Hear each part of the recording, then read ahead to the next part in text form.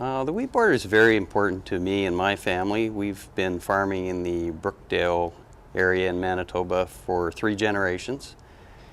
If the wheat board goes, there's going to be quite a change. There's going to be a control change in farmers, which should be very alarming for urban people. I don't think they're paying maybe enough attention to it, but as we see in Australia, after the wheat board was lost, and it took 3, 4, 5 years, something like that, I think it was about 4 years, the control switched and farmers were really chasing their tails. A lot of them have spent a lot of time marketing their grain for less money, even though they spend more time, and now some of the land is going to foreign interests because they just can't stay in the game.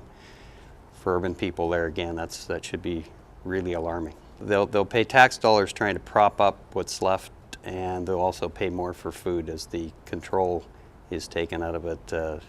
Shareholders of big companies like to make money. They'll do it whichever way they can, and when they end up with more control, there's more force downwards in the marketplace and more force upwards in the shopping marts.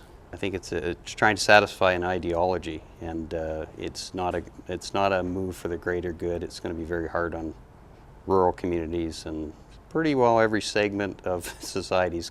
And there's a group of people out there right now that are basically spreading the fact that divided we're strong. Well, there's never been a case for divided we're strong. Divided we're strong doesn't work. Doesn't work in sports, doesn't work in marketing your grain, doesn't work in trying to run a family or a family farm. Divided we're strong doesn't work. Together we're strong. Everybody knows that one.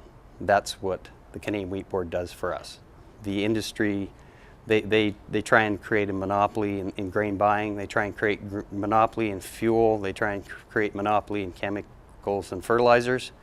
And somehow our monopoly is supposed to be no good. I think this plebiscite is very important. It's what the Act requires to do to change anything. So it's quite important that people don't rest on their laurels and kind of wait for somebody else to save it or just say it's gone, because it's not gone. The barley wasn't gone a few years ago because people fought to keep it, and this isn't gone because people will fight to keep it. We won that one. We will win this one. Democracy will prevail.